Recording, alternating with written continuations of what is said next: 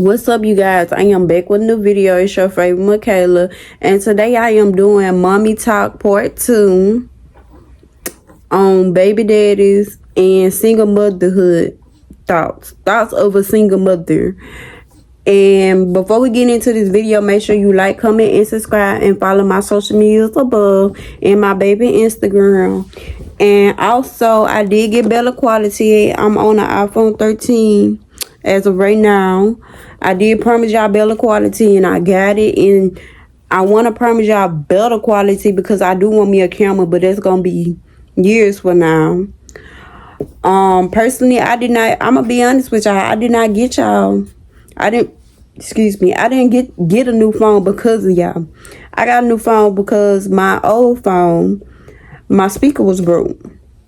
Like, how can your speaker broke? I don't know. I just know when I'm talking on the phone or trying to send a voice message, I have to have my mouth all the way up to the phone for them to hear me.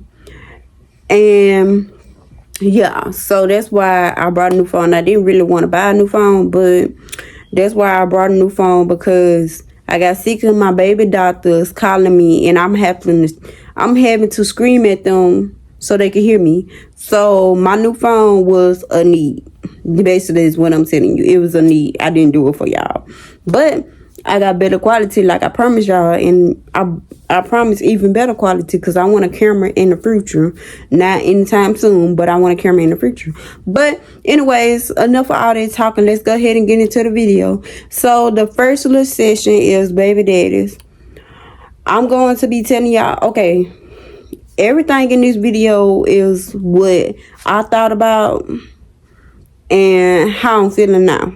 Because like I said in my last video, in the mommy talk part 1, I'm over my child folder. So it's like the things that I was thinking about is better now. Much better. And I can see futures in the things that I'm thinking about now. So first thing, we're going to talk about the stage of feeling like you need him. And after you get over that stage. One thing I am going to say, everything is going to take time. Don't rush it. Everything's going to take time. Just keep your faith up and keep doing what you're doing, taking care of your child and everything. Don't treat your child no other way or nothing like that. Because I know some people have so much anger, they treat the child wrong. And you shouldn't do that. Because, the child don't have nothing to do with that. Because if you want to be real, it falls based on you and the dad. You get what I'm saying? You shouldn't beat up on yourself. And you shouldn't beat up on the daddy even though you want to. But you shouldn't. So, the stage of you feeling like you need him. Well, hatred. Hatred was a big thing in my thoughts because of the fact hatred is not of God. Meaning that it's a sin to me. I didn't want my child growing up having hate in his heart. Like, you didn't want to be with me. You didn't want to be there for me now. Why you want to be here for me? You didn't want to be with me for then. Why you want to be with me now? Type stuff. That's hatred, and it's also called holding things in. You get what I'm saying? I feel like that part, after you feel like you stop needing him after that point, like this is the stage when you're processing and you have to watch what people tell your kids. You have to watch that. Meaning, if somebody in your child is saying, oh, you ain't got no daddy, or you're not going to have a daddy, or your dad's not there, he's out here living his life. Like little petty comments. Me personally, them little petty comments can bring in questions. Meaning, your child is turning around to you, asking you, why my dad's not there? And people always be like, tell the little petty little stories to them, not petty. Tell them the little baby stories and stuff because they're not ready for the truth and all that. I don't know how y'all feel about that. And me personally, I don't know how I feel about that. So I wouldn't know what to tell my child if he ever turn around and ask me, oh, where's my dad? Because I don't want to hurt his feelings. And then I really don't want to tell him a story. So I don't know what I would do in that stage. So you also have to watch what people are putting in your child's ear. And if you ignore the question, they gonna go all like they way to try to find out what the answer is to that question. So you keeping it from them, they gonna try to find out. So basically, watch who's around your child and what they is putting in your child ear. Just like they can drill things into his head and drill things into your child head, you could drill things too. Meaning, watch what your child say and watch what people try to tell your child, because that's when hatred will start. In my opinion, that's what hatred, holding things in, that's when it's all gonna start right then and there. Meaning, you need to drill in your head. Okay, for example, if your child say, "Mommy, I don't want to be around him. I don't never want to be around my dad." You need to tell them, "Oh, you shouldn't do that," because at the end of the day, that's still their dad. Meaning that they need to respect their dad regardless of what their dad did or made them feel any type of way. They need to respect their dad regardless, because at the end of the day, that's their dad. So that's how you drill, not hatred. Not having hatred, in my opinion. And also not having hatred, watch what people are telling your child. Watch what people are telling your child. You get what I'm saying? Watch what people are telling your child. Watch what your child say and watch what your people telling your child. Basically, if your child is speaking negative or if your child tell you what somebody else telling them, make sure you speak positive into the situation so they won't have that hatred in them. Hatred was a big thing of why I wanted my child father to be there. Because I didn't want my child father to have that hatred in his heart. Because like I said, that's a sin. My child is not going to get dragged to hell over something. You know, he really didn't know the deep about. His mama really don't know the deep about. And yeah. So be mindful of that. Not wanting to be around him. I kind of already spoke on it. So yeah, that go along with hatred. Now, father figure, the last thing, father figure. I done met a lot of people that didn't have a father figure, well, didn't have their real dad there, and they be down and sad and everything. And I feel like from looking from the outside, I'm looking at it like, okay, maybe they want their real dad there. They don't want another man there. But honestly, now that I looking at it now, a lot of them people that I seen, grew up without a dad, never had a father figure in their life a lot. You know what I'm saying? One thing about my child, he do have a father figure. He have my dad, he have my papa, he have my brothers, he have my big cousins. They always around. We got all these men in our family. They are always around. So he's going to have a father figure regardless. So, yeah. The real dad being there, you don't have to feel like, as a father figure, he need his real dad there. You don't have to feel like that. Because it's plenty of males out here, a good male model being out here. And also the good male models will make them not forget about their real dad, because if they don't know their dad or don't have a relationship with their dad, then it won't make them forget about them. But it's going to be like, oh, okay, this man showing me something that my dad not showing me. Not like on no hatred stuff, but on the level like, okay, he's showing me something that my dad's not trying to show me. So I'd rather look up to him than my dad,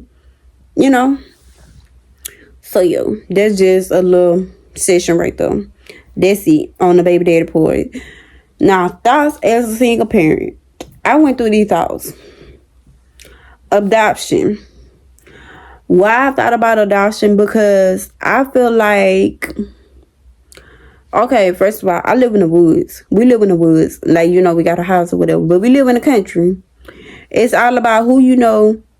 It's all about who you know, basically, on how to get jobs and stuff like that. So with that being said, I didn't have no driver license. Basically, I don't have nothing. I don't have no driver license. I don't have no job. I don't have no car to drive. I don't know how to drive at all. So I feel like a child was going to be holding me back. Like, I feel like, okay, I thought about adoption because I feel like if I can go move in with one of my friends and get on my feet and walk to work and make my money and build my money up, then I'm gonna have everything on my own. But I was looking at it like, if I have a child, then I gotta make sure my child is straight. I gotta make sure he's straight and all that. And that's not gonna go together with me struggling trying to be on my own and taking care of the child. That's not gonna go together, because my child, he have medication he have to take and all that, and you have to pay for his medication. Meaning that I can't be struggling, not having money, and trying to take care of a child, because it's not gonna go. You get what I'm saying? Meaning, that's why I thought about adoption. I feel like at the end of the day, when I look back to it, I thought about it's selfish. And I also thought about, like, I'm attached to my child. So if I get him up, that's really going to hurt my feelings, That's really going to hurt my feelings. I'm making a selfish move, and I'm hurt in the end. And not only that, my child is going to be hurt in the future, because he going to be like, well, where I got this scar from? Where I got this scar from? He going to ask them questions. And, can't nobody really tell him what the real is but the people that was actually there. His doctors can't tell him, because look at him. His doctors really can't tell him. All they can tell him, oh, this happened, da-la-la. But they can't actually tell them day by day what happened. You get what I'm saying? So, yeah, I was thinking of that after, I finally got it out of my mind. I was like, that's a selfish decision. And in the end, I'm going to be hurt. In the very end, once he get older, he's going to be hurt. So, yeah, and then I also thought that was basically an immature move, because if my child is not stable enough to go to the place that I was trying to go, or I felt like wasn't stable enough, then it means that's not stable enough for me to go. Meaning that, I didn't want to drag a child with me, because a child could, not die, but, I didn't feel like my child was in a safe place. So with me going there feeling like, why would I put myself in that situation? You get what I'm saying? Basically, I'm saying, I can go do this, and I don't care if I die behind it. That's how I started thinking about it. I can go do this and don't care about dying behind. But I feel like, it was safe for my child to go somewhere else. What sense they made? That was dumb, y'all. And I'm even saying my own thought was dumb. Because if I feel like my child wasn't safe enough to go there, and wasn't going to be stable enough to go there, why should I go there? Because I'm being the same boot that my child was going to be in. So basically, I was being selfish, but then putting my bad on myself and getting the pressure off somebody else, but it's still going to hurt that other person, if that makes sense. So, yeah. That was the abortion. Me personally, I do not believe in abortion. I don't believe in abortion. I just look at it like, why would you kill something? Why would you kill something that didn't ask to be here? Not only that, why would you hurt an innocent baby? I know people be like, oh, the baby's not formed yet. If the baby's not formed, what they going up you killing in? Yo, why would you kill something that's didn't ask to be here? Not only that, why would you kill something that you created? Why would you do that? That's kind of like, okay, you might well go kill your mama. Like, nah, I'm not telling you to go kill your mama. I'm not telling y'all that. You two don't be in me. I'm not telling them folks to go kill their mama. I'm just saying, if you gonna go kill a baby, you might well go kill the mama. Your own mama, because that's your blood. You might well go kill her. You know what I'm saying? And then, not only that, like, think of a selfish mode. How would you feel if your mama avoided you? You're not here no more.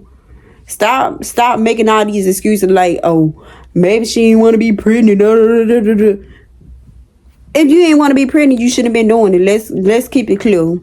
Like, I ain't want to be pregnant, but I did what I did, meaning that I ain't care about what the outcome was gonna be. Ain't no such thing as you wasn't thinking at the time, because you knew what you were doing. You did what you wanted to do. Let's keep it real. Come on now, I be getting on myself because when I sit back and think like, oh, I didn't want to get pregnant and stuff, but if I didn't want to get pregnant, why was I doing it? You know, I didn't want to get pregnant, but you know, I knew that was the outcome of being. It was a possibility I could have got pregnant. I ain't feel like I could get pregnant though. I ain't even gonna be real. I'm gonna be real with y'all. I ain't feel like I can get pregnant. But yeah. The next bullet point, not being able to make it. Feeling like you're not gonna make it in life. One thing I can tell y'all, that's not true. Y'all probably haven't seen me made it to something, but I made little smaller accomplishments, like graduating high school.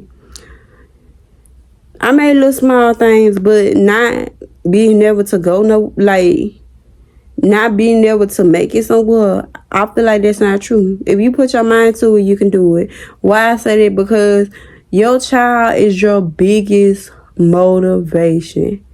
I'm telling you, you're going to look at your child and you're going to be like, I don't want to be here in life. I want you to have the best life. Like, you're going to look at your child. You're going to love your child so much. You're gonna break your neck trying to get where you're going just because of the fact you want your child to be happy. You want to be a better example for your child. So, yeah, don't think that. Hard life. The last thing that I'm going to be speaking on in this video, hard life, meaning slowing things that's going to slow you down. You thinking that your baby's going to slow you down. Your baby's not going to slow you down. Unless you're talking about partying and everything. In my opinion, you can still party as long as you got a babysitter. That's all I'm going to say. As long as you got a good babysitter, you can still party. Somebody going to be willing to keep a baby. Just don't spoil that baby. Because ain't nobody going to keep him. People keep telling me that. They be like, girl, ain't nobody going to be want to keep him. You spoil him. But for slowing down like your goals and stuff like that, your child is gonna be your biggest motivation. Don't ever think that. Your child is going to be your biggest motivation. Like, don't let nobody tell you nothing else. Your child is gonna be your biggest motivation. And if you really put your mind to it, you're gonna be something.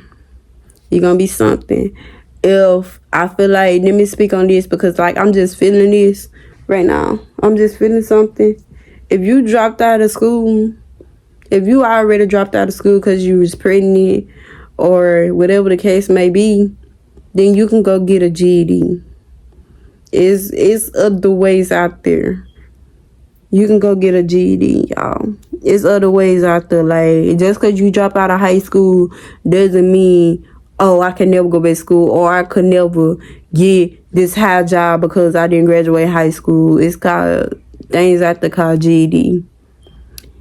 And the GED, I'm not sure if you can get into college. You can go to Google and search it up.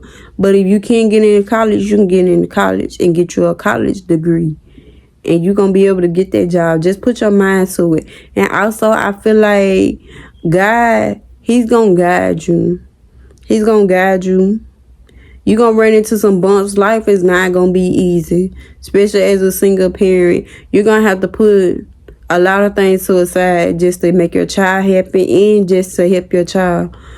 But God is going to guide you the right way. Excuse me. God is going to guide you the right way. Just trust Him. I feel like if you're praying and you have a strong belief in everything, when it seems like when people might be saying, oh, you can't do this with a GED or you can't do this, you can't do that, you can't do nothing with a high school diploma, I feel like prayer can change a lot of stuff. Prayer, I done seen people, talk about how, oh, that's not possible and stuff like that. And all of a sudden, they would be like, I've been praying for this and I finally got it, Takes a little simple moments like that. But I feel like if you pray, you're going to make a way because at the end of the day, God has the last word. If you believe in God, God has the last word. Remember that. Keep that in your head regardless of what anybody say on earth. Just know that God got the last word. Regardless of what position, what they do in life, somebody that's higher than you telling you something, don't worry about what nobody say. Keep your faith and keep praying and stay up and take care of your child. Do the best thing that you can. Cause I'm telling y'all never know. All these laws are passing and everything. And all these laws are passing and everything. And you never know. It might pop up and be like, oh, GD, you can be